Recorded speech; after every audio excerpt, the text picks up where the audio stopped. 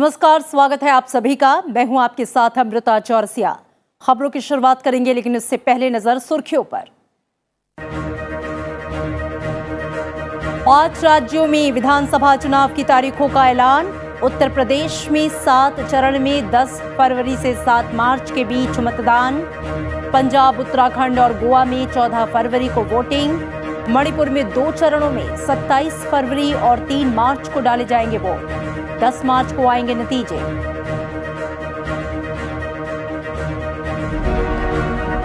Covid के खतरे के बीच विधानसभा चुनाव कराने के लिए आयोग ने उठाए कई एहतियाती कदम।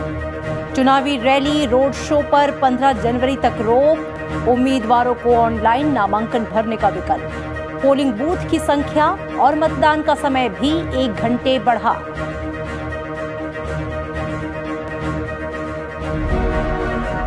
देश में कोविड के 1,42,000 नए मामले। सक्रिय मरीजों की संख्या बढ़कर 4,72,000। पॉजिटिविटी रेट बढ़कर हुआ 9.28%। दिल्ली समेत कई राज्यों में वीकेंड कर्फ्यू और नाइट कर्फ्यू जारी। 15 से 18 आयु वर्ग के 2 करोड़ से ज्यादा बच्चों को लगी कोविड वैक्सीन की पहली डोज। स्वास्थ्य मंत्री मनसुख मांडविया ने दी बधाई। देश में अब तक कुल टीकाकरण का आंकड़ा 151 करोड़ के पार।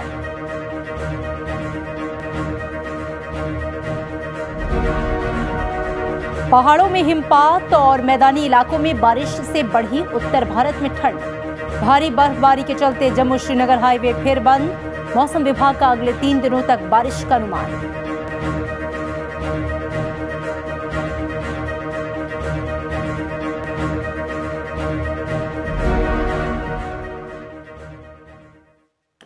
चुनाव आयोग ने 5 राज्यों में विधानसभा चुनाव की तारीखों का ऐलान कर दिया है। 5 राज्यों में 7 चरणों में मतदान होगा। इसमें गोवा, पंजाब और उत्तराखंड में 1 चरण में, मणिपुर में 2 चरण में और उत्तर प्रदेश में 7 दौर में मतदान संपन्न होगा। 5 राज्यों में चुनाव 7 चरणों में होंगे। उत्तर प्रदेश में 7 चरणों में 10 फरवरी से 7 मार्च के बीच मतदान होगा। पंजाब, उत्तराखंड और गोवा में 14 फरवरी को एक ही चरण में वोटिंग होगी। मणिपुर में 27 फरवरी और 3 मार्च को 2 चरणों में मतदान होंगे। 5 राज्यों के चुनाव के लिए मतगणना 10 मार्च को होगी। चुनाव आयोग ने बताया है कि 5 राज्यों के विधानसभा की 690 सीटों के लिए 18 करोड़ से अधिक मतदाता मतदान करने के पात्र होंगे। चुनावों में 8.5 करोड़ से अधिक महिलाएं होंगी। 24.9 लाख मतदाता पहली बार वोट डालेंगे। संवेदनशील बूथों पर पूरे दिन वीडियोग्राफी होगी।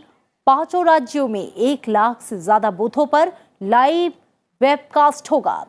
ऑब्जर्वर भी ज्यादा संख्या में तैनात होंगे और इस बार 1250 मतदाताओं पर एक बूथ बनाया गया है।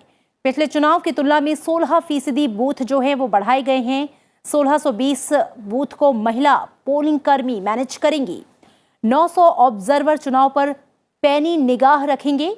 राजनीतिक पार्टियों को आपराधिक पृष्ठभूमि के उम्मीदवारों के लिए अखबार, टीवी और मीडिया वेबसाइट के होम पेज पर 3 बार अलग अलग चरणों पर जानकारी सार्वजनिक करनी होगी।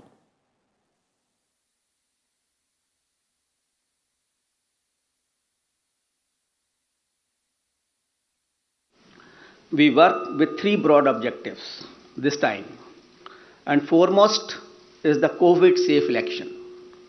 Second is hassle-free, comfortable voting experience to the voters, and third, the maximum voter participation. Friends, for last 6 months, the entire election machinery was gearing up for these elections. Uttar Pradesh विधानसभा चुनाव 7 चरणों में होंगे। चुनाव आयोग ने बताया है कि उत्तर प्रदेश में 403 सीटों पर 10 फरवरी से 7 मार्च के बीच 7 दौर में मतदान होगा। वहीं मतगणना 5 राज्यों के साथ ही 10 मार्च को होगी। उत्तर प्रदेश में पहले चरण की जो वोटिंग है वो 10 फरवरी को होगी। पहले चरण के लिए नामांकन प्रक्रिया 14 जनवरी से 27 जनवरी के बीच पूरी होगी। दूसरे चरण की वोटिंग 14 फरवरी को होगी। दूसरे चरण के लिए नामांकन प्रक्रिया 21 जनवरी से 31 जनवरी के बीच पूरी होगी। तीसरे चरण में 20 फरवरी को वोट डाले जाएंगे, जिसके लिए अधिसूचना 25 जनवरी को जारी होगी। नाम वापसी की जो तारीख है वो 4 फरवरी तक होगी। चौथे चरण में 23 फरवरी को मतदान होगा। चौथे दौर के लिए नामांकन की आखिरी तारीख 3 फरवरी को होगी, तो वहीं 7 फरवरी तक नाम वापस लिए जा सकेंगे। पांचवें चरण की 27 फरवरी, छठे चरण की 3 मार्च को और 7वें चरण की वोटिंग 7 मार्च को संपन्न होगी। Total 7. All the 5 states combined together will be completed in 7 phases. And the first date of the issue of notification will be 14th January 2022, and which will start from Uttar Pradesh. Uttar Pradesh 7th phase. Issue of notifications 10th February. Last date of nominations 17th February, and date of poll is 7th March. So on 7th March, all polling will be over, and the date of counting is 10th March 2022, that is Thursday. Punjab में विधानसभा चुनाव का बिगुल बज गया है। चुनाव आयोग ने सभी 117 सीटों पर मतदान का कार्यक्रम जारी कर दिया है। इसके लिए नामांकन की जो प्रक्रिया है वो 21 जनवरी से शुरू होकर 31 जनवरी तक पूरी होगी। राज्य में एक चरण में 14 फरवरी को मतदान होगा।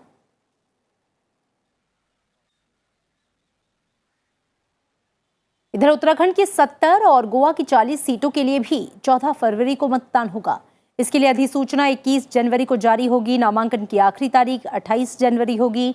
नामांकन की जांच 29 जनवरी को होगी। नाम वापसी 31 जनवरी तक रहेगी।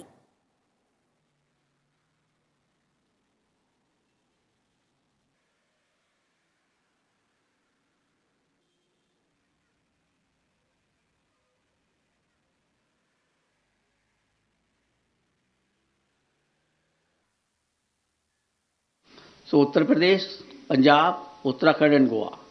In second phase, Punjab, Uttarakhand, Goa will be over. And here the issue of notification will be 21st January. Last date of nominations 28th January. Scrutiny of nominations 29th January. And last date of withdrawal of candidature 31st January. And date of poll 14th February, that is Monday. Manipur में 2 चरणों में 27 फरवरी और 3 मार्च को vote डाले जाएंगे। नतीजे 10 मार्च को आएंगे।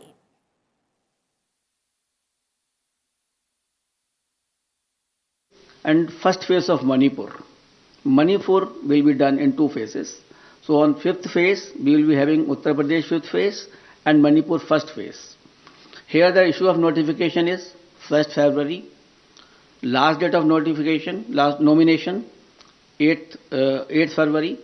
Scrutiny of nominations 9th February. Last date of withdrawal of candidature 11th February. And date of poll will be 27th February 2022.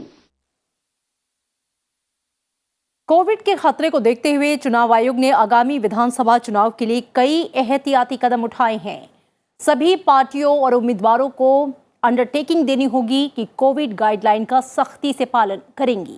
राजनीतिक दलों के डिजिटल वर्चुअल तरीके से चुनाव प्रचार करने को कहा गया है। 15 जनवरी तक किसी तरह की रैली, रोड शो और पदयात्रा नहीं होगी। नुक्कड़ सभा, बाइक रैली पर भी रोक रहेगी। 15 जनवरी के बाद रात 8 बजे से सुबह 8 बजे तक जनसभा पर रोक होगी। कैंपेन में कोविड प्रोटोकॉल का पालन करना जरूरी होगा। घर घर जाकर 5 लोगों को प्रचार करने की अनुमति दी गई है। जीत के बाद विजय जुलूस पर रोक होगी। चुनाव लड़ने वाले उम्मीदवारों को ऑनलाइन नामांकन का विकल्प दिया जाएगा। सभी मतदान केंद्र सैनिटाइजर और मास्क सहित कोविड शमन सुविधाओं से लैस होंगे। मतदान केंद्रों पर भीड़ ना हो, इसके लिए बूथों की संख्या बढ़ाई गई है। 80 वर्ष से अधिक उम्र के वरिष्ठ नागरिक, दिव्यांग व्यक्ति और कोविड-19 पॉजिटिव व्यक्ति पोस्टल बैलेट से मतदान कर सकते हैं। चुनाव आयोग ने बताया है कि चुनाव में तैनात सभी अधिकारी, कर्मचारी डबल वैक्सीनेटेड होंगे। उन्हें फ्रंटलाइन वर्कर्स माना जाएगा। ऐसे सभी चुनाव ड्यूटी करने वालों को कोविड वैक्सीन की बूस्टर डोज दी जाएगी। चुनाव आयोग ने कहा है कि आने वाले समय में कोरोना के हालात की समीक्षा की जाएगी और इसके बाद फिर नए दिशा निर्देश जारी किए जाएंगे। In view of emphasis on non-contact based campaign during pandemic conditions, Commission has decided to double the free equitable time allotted to the recognized political parties on Doordarshan and AER during these elections. It is expected that all stakeholders, namely political parties, candidates, campaigners, voters, and authorities engaged in the election process shall be conscious of their prime duty towards public health, safety, and therefore shall abide by the general instructions and other norms of COVID-appropriate behavior as mandated by the respective authorities prescribed. और इधर सभी राजनीतिक दलों ने चुनाव की तारीखों के ऐलान का स्वागत किया है। लोकतंत्र का ये महापर्व का हम हृदय से स्वागत करते हैं। 10 मार्च 2022 को जब उत्तर प्रदेश विधानसभा चुनाव के परिणाम आएंगे तो भारतीय जनता पार्टी प्रचंड बहुमत के साथ जनता जनार्दन का आशीर्वाद प्राप्त करने में सफल होगी। इलेक्शन कमीशन ने जो शर्तें रखी उनका शर्तों का पालन होगा और अगर वो डोर टू डोर कम लोगों के साथ और जो नियम बने उनका पालन करते हुए प्रचार करना होगा तो प्रचार करेंगे। देश में ओमिक्रॉन के बढ़ते मामलों ने लोगों की मुश्किलें बढ़ा दी हैं।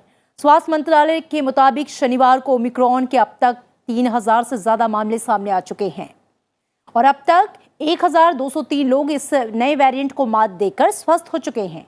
अब तक कोरोना का ये नया वेरिएंट 27 राज्यों और केंद्र शासित प्रदेशों तक पहुंच चुका है। राज्यवार अगर हम बात करें तो महाराष्ट्र में सबसे ज्यादा ओमिक्रॉन के मामले सामने आए हैं, जहां 876 केसों के साथ वो पहले स्थान पर है।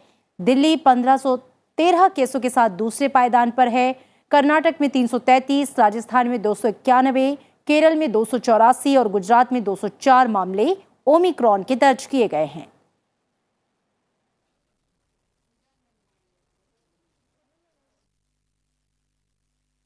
देश में कोरोना के ताजा मामलों ने रफ्तार पकड़ ली है। पिछले 24 घंटों में कोरोना वायरस के करीब 1,42,000 नए मामले सामने आए। देश में 7 महीने के बाद कोरोना के मामले जहां 1 लाख को पार कर गए हैं, ये बीते दिन के मुकाबले में 21% ज्यादा है। देश में दैनिक मामलों में आए उछाल और ठीक होने वाले लोगों की कम संख्या के चलते सक्रिय मामलों की संख्या में तेजी आई है। पिछले 24 घंटों में 1,41,000 से अधिक मामले सामने आए, जबकि 40,895 रिकवरी हुई। बीते एक दिन में 285 लोगों की कोरोना से मौत हुई है। पॉजिटिविटी रेट भी 7.74 से बढ़कर 9.28% पर पहुंच गई है। सक्रिय मामले बढ़कर 4,72,169 हो गए हैं। सक्रिय मामलों की संख्या कुल मामलों का 1.34% हो गया है। साथ ही देश में रिकवरी रेट 97.30% है। कोरोना के बढ़ते मामलों को देखते हुए राज्य सरकारों ने भी कई अहम कदम उठाए हैं।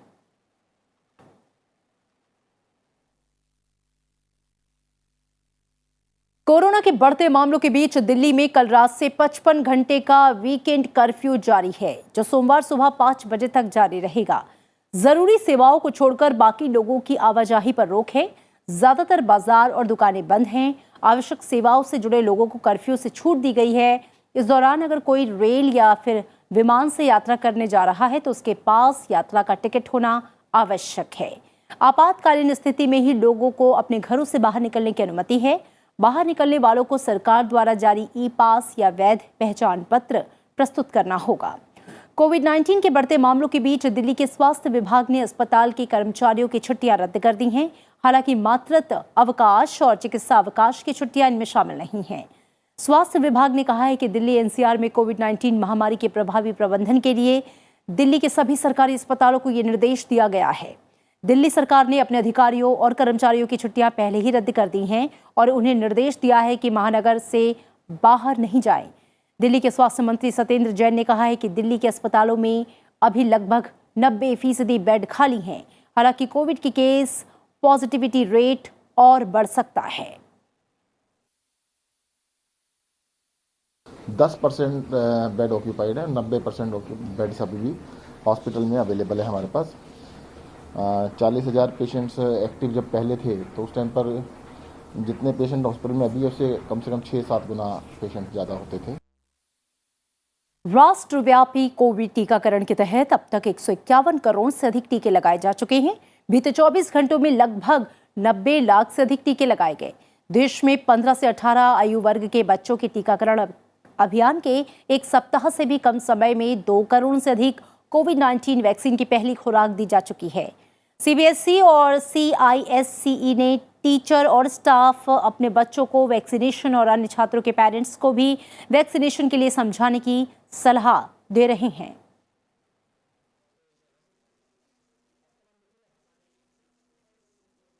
कर नजर राज्यों से जुड़ी हुई अहम खबरों पर।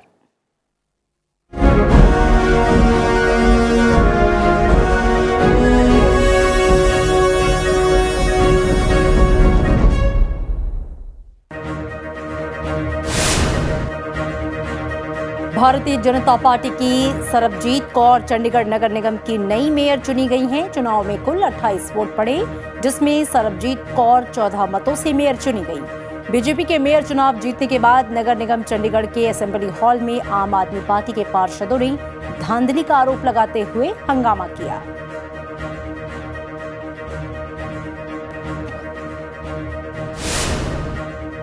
वीरेश कुमार भावरा को पंजाब का नया डीजीपी नियुक्त किया गया है। मुख्यमंत्री चरणजीत चन्नी ने उनकी नियुक्ति को मंजूरी दी। पंजाब सरकार ने संघ लोक सेवा आयोग द्वारा चुने गए 3 अधिकारियों के पैनल में से 1987 बैच के आईपीएस अधिकारी का चयन किया। वीके भावरा अभी तक डीजीपी होमगार्ड के पद पर तैनात थे।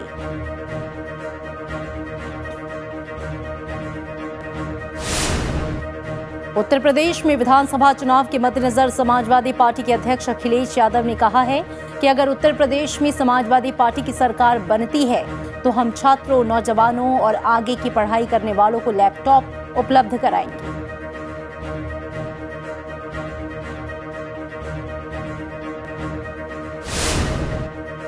कोरोना वायरस के बढ़ते मामलों को देखते हुए छत्तीसगढ़ सरकार ने कड़े प्रतिबंध लगाने का फैसला किया है, लेकिन छत्तीसगढ़ के मुख्यमंत्री भूपेश बघेल ने आर्थिक गतिविधियों पर पाबंदियां लगाने और कंटेनमेंट जोन बनाने की जरूरतों को अभी पूरी तरह से नकार दिया है।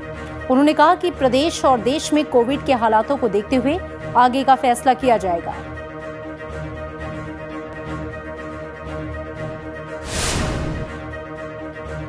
उत्तराखंड में कोरोना के बढ़ते संक्रमण को देखते हुए मुख्यमंत्री पुष्कर सिंह धामी ने अपने सभी सार्वजनिक कार्यक्रमों को स्थगित कर दिया है। मुख्यमंत्री ने सोशल मीडिया पर इस बात की जानकारी साझा की। पिछले 24 घंटों में देश में कोरोना संक्रमण के 1,42,000 मामले सामने आए हैं। वहीं उत्तराखंड की बात करें तो राज्य में 814 मामले सामने आए।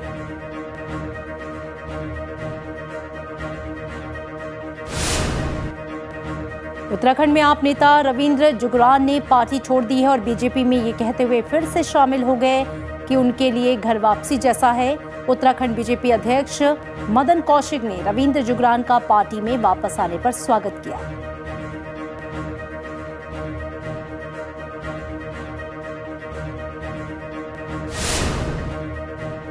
केंद्रीय मंत्री अनुराग सिंह ठाकुर मध्य प्रदेश के टेकनपुर में बीएसएफ एकेडमी में 78 सहायक कमांडेंटों के दीक्षांत समारोह और पासिंग आउट परेड में शामिल हुए।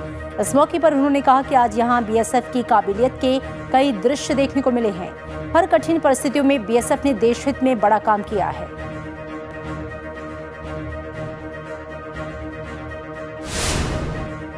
तमिलनाडु के मुख्यमंत्री एमके स्टालिन ने नीट से छूट के मुद्दे पर सर्वदलीय बैठक की है। मुख्यमंत्री स्टालिन का मानना है कि नीट ग्रामीण छात्रों के हितों के खिलाफ है। उन्होंने केंद्र पर आरोप लगाते हुए कहा कि इस प्रवेश परीक्षा के माध्यम से राज्यों के अधिकारों को छीना जा रहा है।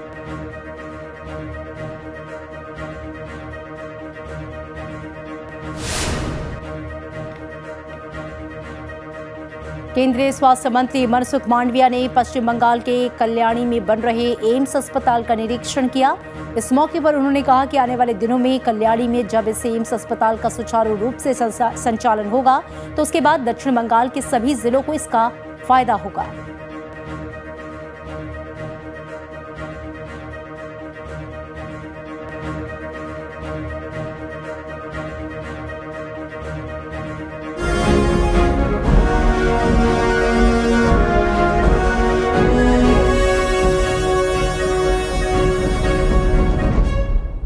और अब कुछ और अहम खबरें। दिल्ली एनसीआर में शुक्रवार रात से ही बारिश का सिलसिला जारी है। ठंडी हवाओं के साथ बारिश होने से न्यूनतम तापमान में गिरावट आई है। मौसम विभाग ने उत्तराखंड, राजस्थान, पंजाब, हरियाणा, मध्य प्रदेश और छत्तीसगढ़ में भी कई जगह हल्की और भारी बारिश की संभावना जताई है। दिल्ली एनसीआर समेत उत्तर भारत के ज्यादातर हिस्सों का यही हाल है। मौसम विभाग के दर्ज आंकड़ों के मुताबिक सफदरजंग स्टेशन पर 4 मिलीमीटर बारिश हुई। बारिश के बाद अब ठिठुरन बढ़ सकती है। पहाड़ी इलाकों पर बारिश और बर्फबारी की वजह से ठंड बढ़ने के आसार हैं। मौसम विभाग ने चेतावनी जारी की है कि आने वाले 3 दिनों तक बारिश कई राज्यों में मुश्किलें बढ़ा सकती है। मौसम विभाग के मुताबिक पंजाब, हरियाणा और राजस्थान में भी आंधी पानी जारी रहेगा। उधर बिहार, पश्चिम बंगाल, सिक्किम में अगले 2 दिनों तक, ओडिशा, असम, मेघालय, मणिपुर, मिजोरम और त्रिपुरा में अगले 24 घंटे तक घना कोहरा छाए रहने की संभावना है। बारिश और बर्फबारी के चलते लगातार तीसरे दिन जम्मू श्रीनगर हाईवे बंद रखा गया। श्रीनगर एयरपोर्ट से उड़ानों पर भी इसका असर पड़ा है। वहीं हिमाचल प्रदेश के कई जिलों में भारी हिमपात देखने को मिला। शिमला पर बर्फ की चादर सी बिछ गई है। उत्तराखंड में तीसरे दिन भी मौसम खराब रहा। यहाँ बद्रीनाथ धाम में भारी हिमपात हुआ। साथ ही केदारनाथ धाम में भी भारी बर्फबारी हुई है। रुद्रप्रयाग, चमोली, उत्तरकाशी, बागेश्वर और पिथौरागढ़ के ऊंचाई वाले इलाकों में बर्फबारी जारी है।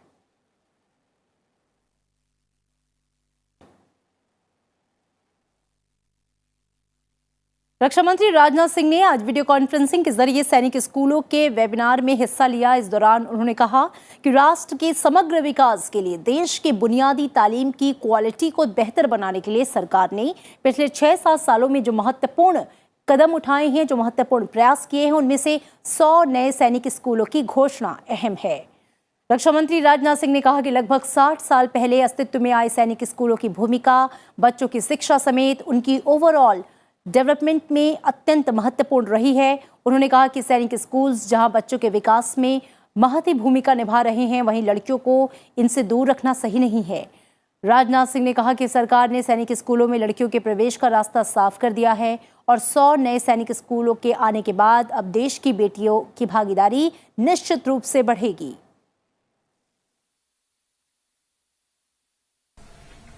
लगभग 60 साल पहले अस्तित्व में आए सैनिक स्कूलों की भूमिका बच्चों की शिक्षा समेत उनकी ओवरऑल डेवलपमेंट में अत्यंत महत्वपूर्ण रही है।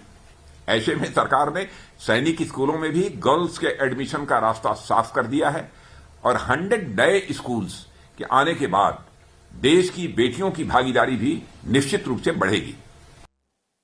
एलएसी पर जारी गतिरोध को हल करने के लिए भारत चीन के बीच 14वें दौर की कमांडर स्तर की वार्ता के लिए सहमति बन गई है।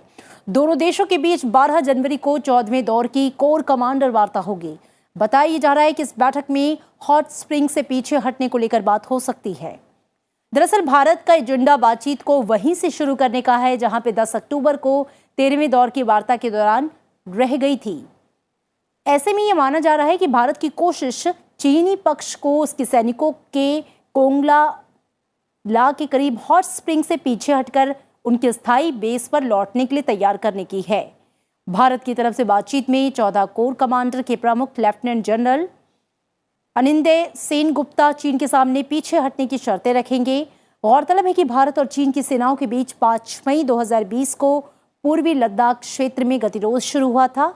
पेंगोंग झील वाले इलाके में हिंसक टकराव के बाद दोनों देशों की सेनाओं ने हजारों सैनिकों और भारी हथियारों की तैनाती कर दी। लगातार कई दौर की सैन्य और राजनयिक स्तर की वार्ता के बाद दोनों पक्षों ने पिछले साल पेंगोंग झील के उत्तरी और दक्षिणी किनारे और गोगला क्षेत्र से सैनिकों को पीछे हटाने की प्रक्रिया पूरी की थी। कजाकिस्तान में हुए हिंसक प्रदर्शनों के मद्देनजर सरकार को गिराने की कोशिश करने के आरोपों के तहत देश के आतंकवादी रोधी एजेंसी के पूर्व प्रमुख को गिरफ्तार किया गया है। राष्ट्रपति ने इन प्रदर्शनों के लिए विदेश से समर्थित आतंकवादियों को जिम्मेदार ठहराया। कजाकिस्तान की राष्ट्रीय सुरक्षा समिति के पूर्व प्रमुख करीम मासीमोव को देशद्रोह के आरोप में हिरासत में लिया गया है। मासीमोव को राष्ट्रपति कासिम जोमार्त तोकायेव ने इस सप्ताह राष्ट्रीय सुरक्षा समिति के प्रमुख के पद से हटा दिया था। करीम मासीमोव पर सरकार गिराने का आरोप है। दरअसल कजाकिस्तान में पिछले कई दिनों से चल रहे बेहद हिंसक प्रदर्शनों के बाद इस तरह के कदम को उठाया गया। टेलीविजन पर प्रसारित राष्ट्र के नाम संबोधन में राष्ट्रपति ने अशांति फैलाने के लिए आतंकियों और उग्रवादियों को जिम्मेदार ठहराया। इस दौरान उन्होंने कहा कि कानून लागू करने वाली एजेंसियों को आतंकवादियों को गोली मारने के अधिकार दे दिए गए हैं। कजाकिस्तान के उच्च अधिकारियों के मुताबिक इस सप्ताह संतोष के खिलाफ सुरक्षा अधिकारियों की कार्रवाई में 26 प्रदर्शनकारियों की मौत हुई, जबकि 18 कानून प्रवर्तन अधिकारियों की जानें गईं। कजाकिस्तान गृह मंत्रालय ने बताया है कि 4,400 से अधिक लोगों को देश में हिंसा भड़काने के आरोप में गिरफ्तार किया गया है।